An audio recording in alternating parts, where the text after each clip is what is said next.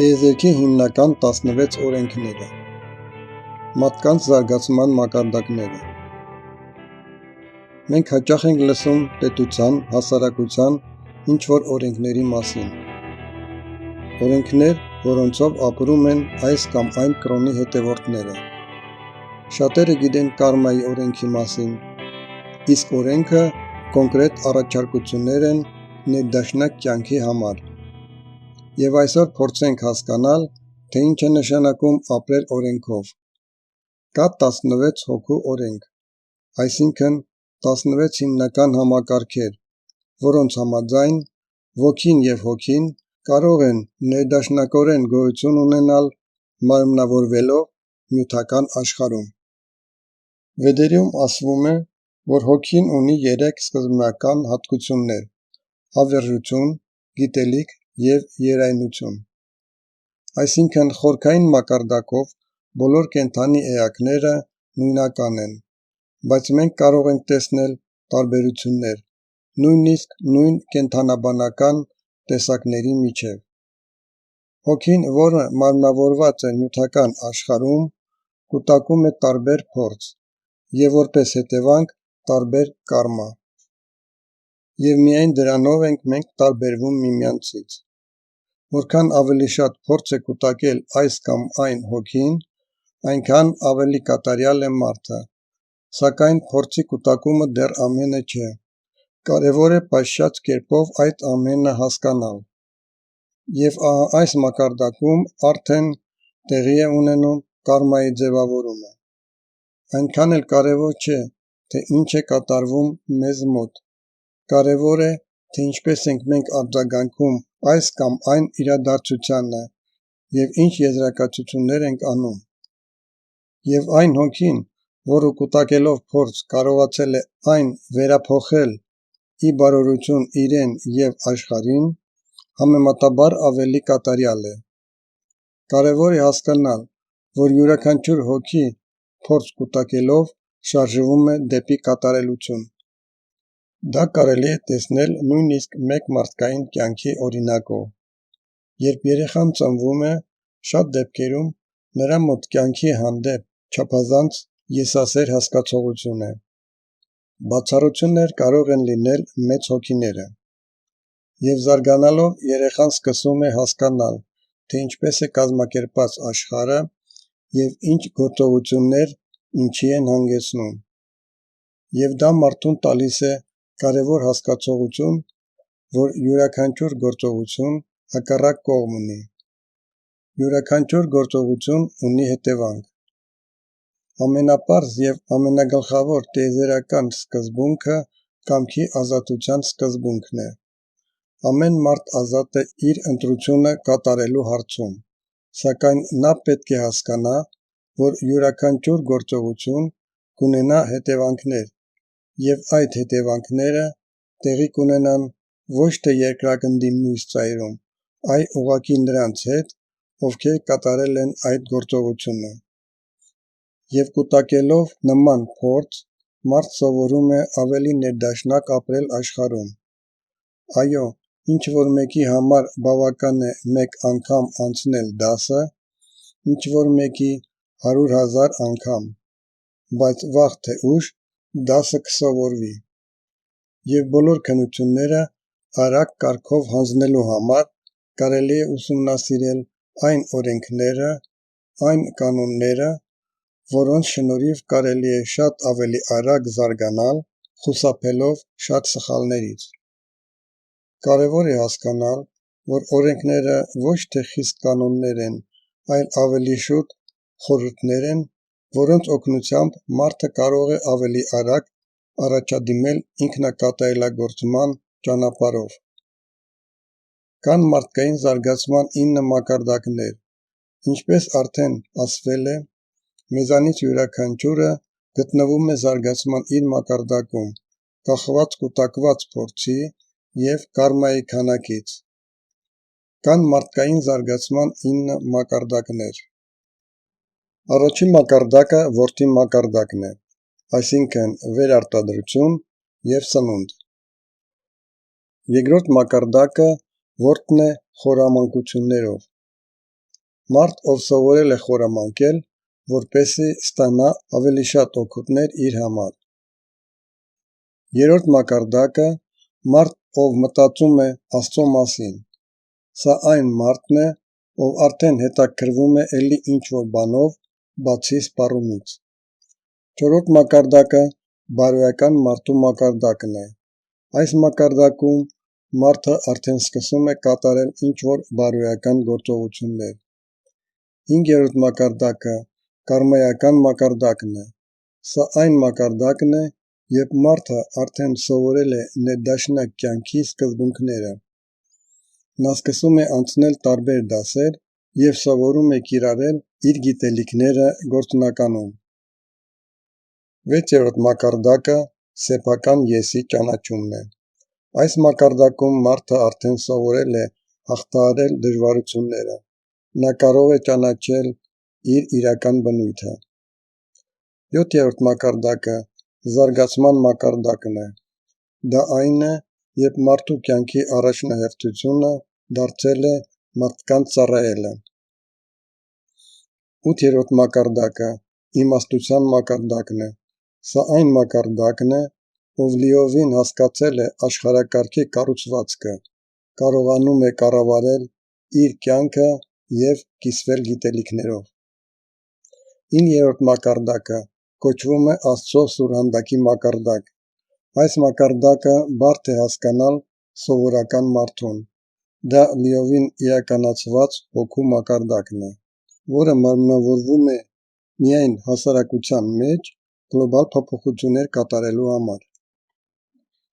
Եվ ամեն մեկը, ելնելով իր անցյալ կյանքից, մարմնավորվում է ինչ-որ սկզբնական մակարդակով։ Համարվում է, որ կյանքի ընթացքում կարելի է անցնել այդ փուլերից մոտ 3-ը։ Սա միջին չափն է, ինչ-որ մեկը շարժվում է արագ, ինչ-որ մեկը դանդաղ։ Մենք հասկացանք, որ գոյություն ունեն զարգացման մակարդակներ և ինչ ճանապարհով է մարդը շարժվում իր զարգացման ընթացքում։ Այժմ փորձենք ուսումնասիրել այն գործիքները, որոնք մարդը կարող է ուղղակիորեն օգտագործել զարգացման ճանապարհին։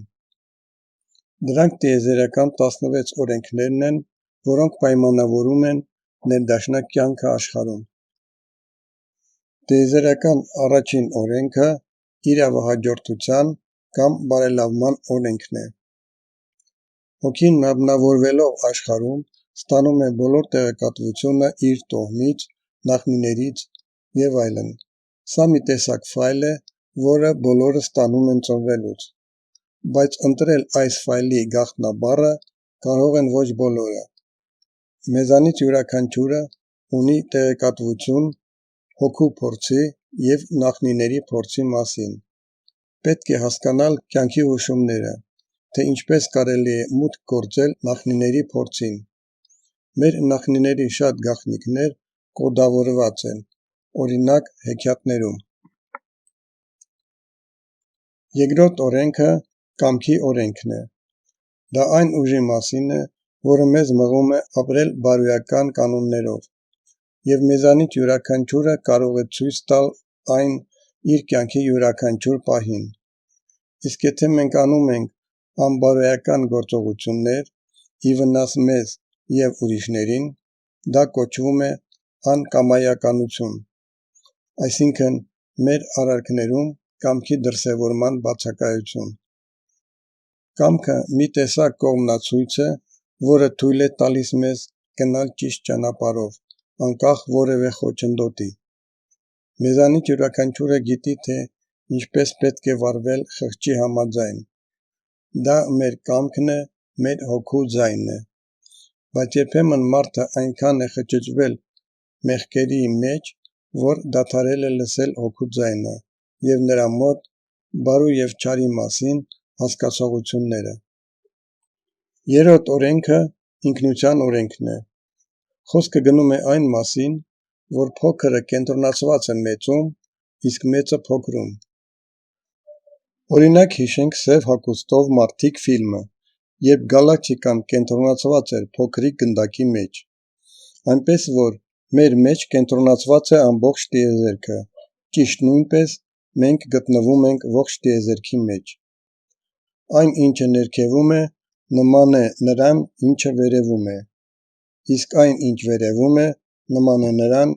ինչ ներքևում է։ Մարդը տիեզերքի նախատիպն է։ Հայտնի է, որ ուղեղի բջիջների կառուցվածքը նման են տիեզերքի կառուցվածքին, ինչ է տալիս մեզ այս հայեցակարգը։ Ամեն ինչ շատ պարզ է։ Ուսումնասիրելով ինքներս մեզ կարող ենք իմանալ, թե ինչպես է կառուցված տիեզերքը։ Օրինակ, քաղցկեղի հիվանդությունը։ Սա այն է, երբ բջիջը դառնում է եսասեր և սկսում է ապրել միայն իր համար։ Եվ մենք կարող ենք տեսնել, որ երբ նման բջիջները դառնում են շատ, մարմինը մահանում է։ Այդ մոտեցումը մենք կարող ենք օգտագործել և պետության հարցում։ Չորրորդ օրենքը արարման և ստեղծագործական օրենքն է։ Մարդը իր բնությամբ արարիչ է։ Խոսքը լայն իմաստով ստեղծագործելու մասին է։ Դա ոչ միայն բանաստեղծություններ, գրքեր և նկարներ են։ Այն ամենը, ինչ մենք ստեղծում ենք իշա ուրիշներին, ստեղծագործական գործընթաց է։ Եվ այստեղ ամեն ինչ կախված է մեր մտածելակերպից։ Կա մի առակ երկու քարագործերի մասին։ Մի քարագործի հարցնում են, թե ինչ է նա անում։ Նա պատասխանեց. այս քարերը խփում եմ այս սատանայական պատի մեջ։ Իսկ մյուսը պատասխանում է. ես կառուցում եմ տաճար։ Կարծես թե գործողությունը նույնն է, իսկ էությունը տարբեր։ Այնպես որ դա այնքան էլ կարևոր չէ, թե ինչ եք անում, կարևոր է մեր մոտիվացիան և միտքը։ Եվ այս տեսանկյունից նույնիսկ հատակի մաքրումը կարող է լինել ստեղծագործ, եթե մենք հասկանում ենք, թե ինչու ենք անում և ինչ ենք անում։ Իսկ այս գործընթացը կարող է լինել լիարժեք մեդիտացիա։ Մեդիտացիան դա լոտոսի դիրքում նստելը և շնչելը չէ, դա բավականին նեղ մեկնաբանություն է այս հասկացության համար։ Հինգերորդ օրենքը նմանության օրենքն է։ Նմանը ձգում է նմանին։ Եվ այստեղ շատ բան կախված է մեր մտածելակերպից։ Շատերը, ովքեր կիրառում են յոգան, նկատում են, որ իրենց սկսում են հանդիպել հենց այդպիսի մարդիկ, ովքեր նույնպես հետաքրվում են հոգևոր զարգացմամբ։ Եվ հակառակը, եթե մարդը բացասաբար է տրամադրված, ամեն ինչում տեսնում է միայն վատը, նրա մոտիվացիան բացասական ու եսասիրական է, ապա հենց այդպիսի մարդիկ են նրան շրջապատելու։ Ուստի եթե մեզ շուրջը մարդիկ են, ովքեր չեն բավարարում մեզ իրենց բարոյական հատկանիշներով, դա նշանակում է, որ մենք ինքներս մոտավորապես նույն մակարդակի վրա ենք գտնվում։ Իհարկե տվյալ դեպքում հարցը չի գնում այն դեպքերի մասին, երբ դուք ստիպված եք գտնվել այդպիսի մարդկանց մեջ։ Աշխարհը հայելի է և արտացոլում է այն, ինչ մենք ճառագայթում ենք։ Վեցերորդ օրենքը ռեզոնանսի օրենքն է։ Այս օրենքը ասում է, որ տեղեկատվությունը, որը ստանում ենք մենք, առաջացնում է պատասխան ռեակցիա, և էությունը նրանում է, որպեսզի կարողանանք վերափոխել բացասական տեղեկատվությունը։ Բարություն կարելի է անել և չարի փոխակերպման ճանապարհով, քանի որ չարն էլ է կազմված էներգիայից։ Մենք կարող ենք փոխել աշխարհը և տանել դեպի լավը, ինչը նշանակում է, որ կփոխվենք նաև մենք։ Պարզապես չարի տարածման շղթայում մենք կարող ենք լինել վերջին օղակը։ Մեր վրա շղթան պետք է կտրվի։ Կիրառելով այս օրենքը, դուք պարզապես պետք է ձգտեք բացասաբար չարձագանքել տեղեկատվությանը և իրադարձություններին։ 7-րդ օրենքը ռեինկարնացիայի օրենքն է։ Ռեինկարնացիան ոգու և հոգու վերածնունդն է։ Ամեն մարդ այնքան է վերածնվում երկրի վրա, որքան իրեն վերապահված է իր կողմից։ Նա գրում է իր վերածնման համար ծրագիր և վերածնվում է,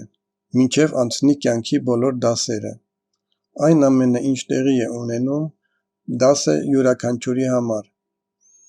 Այս փորձը պետք է դարձնել ձերը, որպեսզի բարձրանալ զարգացման այլ աստիճանի։ Առաջում և ետևում մեզ շատ մարմնավորումներ են սպասվում, և հետևաբար պետք չէ նայել նպատակներին և գործողություններին մեկ կյանքի դիրքորոշմամբ։ 8-րդ օրենքը կարմայի օրենքն է։ Կարմայի մասին արդեն շատերին է հայտնի։ Այս մասին խոսում է այնպիսի գիտությունը, ինչպիսին է ֆիզիկան։ Ցանկացած գործողություն առաջացնում է հակազդեցություն։ Այլ կերպ ասած, կարմայի օրենքը կարող է առաջացնել պատճառի և հետևանքի սկզբունքը։ Ոչինչ գոյություն չունի առանց պատճառի, և ոչինչ չի կարող գնալ անհետևանք, չթողնելով իրենից հետո հետևանքներ։ Կարմայի օրենքի հիման վրա կարելի է հասկանալ, որ մենք ինքներս միշտ պատճառ ենք հանդիսանում ինչպես երջանկության,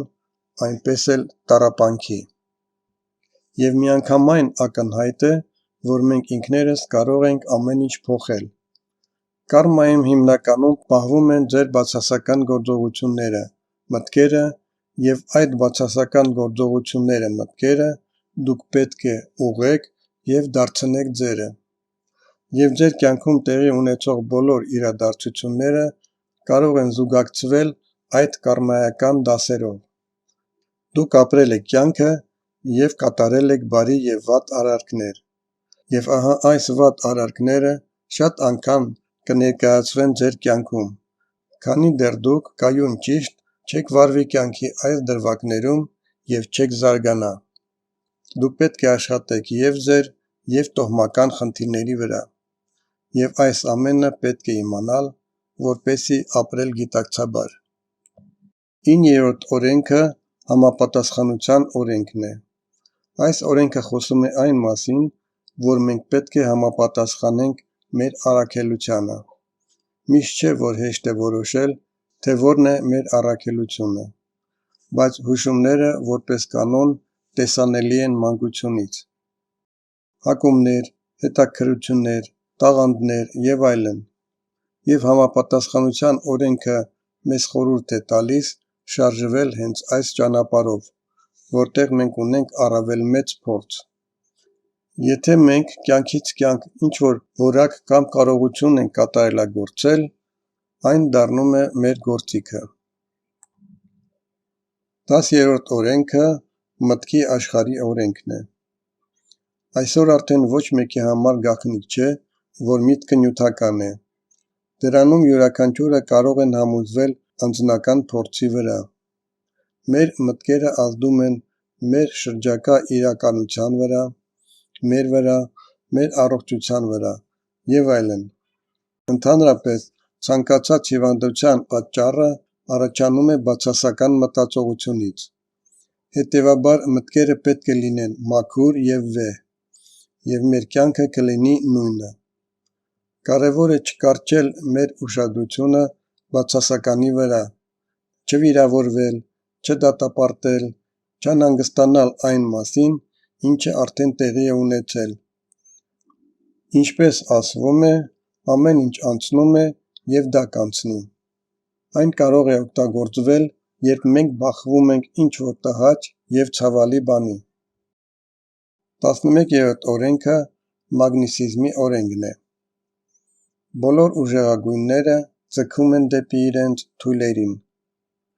Այն մարդը, ով հասել է ֆիզիկական, էներգետիկ և հոգևոր բարձր մակարդակի զարգացման, կարող է կառավարել զանգվածների և առաջնորդել նրանց ճիշտ ճանապարհով։ Ինչպես մի սուրբ ասում էր. «Փրկիր ինքդ քեզ, և հազարավորները կփրկվեն քո շուրջը»։ 12-րդ օրենքը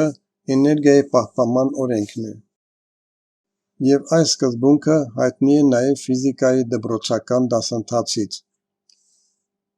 Էներգիան չի կարելի ստեղծել կամ ոչնչացնել։ Ոչինչ չի հայտնվում ոչ մի տեղից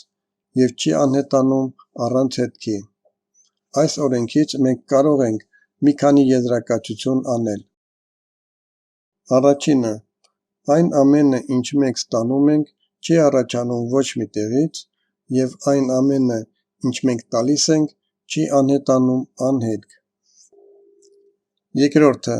ցանկացած պայմանականորեն բացասական էներգիա կամ տեղեկատվություն մենք կարող ենք վերափոխել դրականի։ Երրորդ, ոչինչ չի քանդվում, ամեն ինչ փոխում է իր վիճակը։ Ճիշտ այնպես, ինչպես ջուրը ջերմաստիճանի ազդեցության տակ վերածվում է գոլորշու, այնպես որ մարդը մահանալով պարզապես փոխում է իր վիճակը, խորը ֆիզիկական մարմնից վերափոխվում է նուրբ մարմնի։ 13-րդ օրենքը փոխանակման օրենքն է։ Մենք մշտապես էներգիա և տեղեկատվություն ենք փոխանակում շրջապատի հետ։ Բոլորը միշտ փոխանակվում են միմյանց հետ։ Հետևաբար այն գաղափարը, որ դուք կարող եք ստեղծել ձեր անձնական աշխարհը և այնտեղ հրաշալի զգալ, ուտոպիստական բնույթ ունի։ Մենք կապված ենք շրջապատող աշխարհի հետ, ուստի շահագրգռված ենք աշխարհը դեպի լավը փոխելու հարցում։ 14-րդ օրենքը երախտապարտության օրենքն է։ Մեր կյանքում չկա ոչ վատ բան, ոչ էլ լավ բան։ Այն ամենը, ինչ տեղի է ունենում մեզ հետ, տեղի է ունենում մեր կարմայի համաձայն։ Իսկ դա նշանակում է, որ պետք չէ ուրիշին մեղադրել։ Եվ երկրորդը, ամեն ինչ դաս է և ստիպում է մեզ ավելի ուժեղ լինել։ Ելնելով դրանից, մենք պետք է շնորհակալ լինենք այն ամենի համար, ինչ տեղի է ունենում մեզ հետ։ 15-րդ օրենքը վերադարձի օրենքն է։ Այս օրենքը բխում է կարմայի օրենքից։ Այսինքն, որքան շատ եք տալիս, այնքան ավելի շատ եք ստանում։ Չի կարելի տալ ավելին, քան պետք է։ Կարևոր է ողջամտություն ցուցաբերել այս հարցում, պետք է զոհաբերել գործի ըմբռնումով և միայն զարգացման համար։ Ալկոհոլիկին օղու համար գումար տալը նվիրատվություն չէ, դա հանցագործություն է։ Հետևաբար, եթե չկա ճշգրիտ պատկերացում, թե ինչպես, ինչ և ում զոհաբերել, ապա ավելի լավ է հասկանալ այս հարցը, այլ ոչ թե զոհաբերել զոհաբերելու համար։ Ամենից լավն է զոհաբերել գիտելիքների տարածման և հոգևոր զարգացման համար։ 16-րդ օրենքը փոխարինման օրենք է։ Ամեն ինչ հոսում է, ամեն ինչ փոխվում է։ Ճիշտ այնպես, ինչպես տարվա եղանակները փոխում են միմյանց, այնպես էլ փոխարինելու է գալիս նորը։ Հետևաբար, ներդաշնակ կյանքի հիմնական սկզբունքներից մեկը՝ մի պահեք այն, ինչ գնում է, և մի դիմադրեք նրան, ինչ գալիս է։ Հինը փոխակերպելու է գալիս նորը։ Նորը պետք է լինի ավելի կատարյալ։ Այսօրվա մեր կյանքը կատարյալ չէ այն բանի հանդեպ, որը եղել է նախկինում, ուրեմն մենք դեգրադացվում ենք։ Պետք է հակառակը լինի։ Այս օրենքը ասում է, որ ամեն ինչ զարգանում է հոգեպես, էներգետիկ և ֆիզիկապես, աճող գրաֆիկով, ուստի մենք պետք է աշխարհը ավելի կատարյալ դարձնենք։ Այսպիսով մենք ձեր հետ քննարկեցինք հոգու զարգացման 16 օրենքները, որոնք կարող են դառնալ զարգացման ուղենիշ։ Կարևոր է հասկանալ, որ դա ինչ-որ կանոններ չեն, որոնք պետք է կուրորեն հետևել։ Եթե ինչ-որ սկզբունքը դառնում է դոգմա, նա ամենայն հավանականությամբ ավելի շատ վնաս կարող է հասցնել, քան օգուտ։ Կյանքը նման է գետի, այն անընդհատ փոխվում է, այնպես որ ցանկացած ստատիկ կանոններ, որոնք մենք կիրառում ենք, կարող են թույլ չտալ զարգանալ։ Կարևոր է հասկանալ էությունը, իսկ ձևին ուշադրություն դարձնել ավելի քիչ և ամեն ինչում ցուցաբերել ողջամտություն։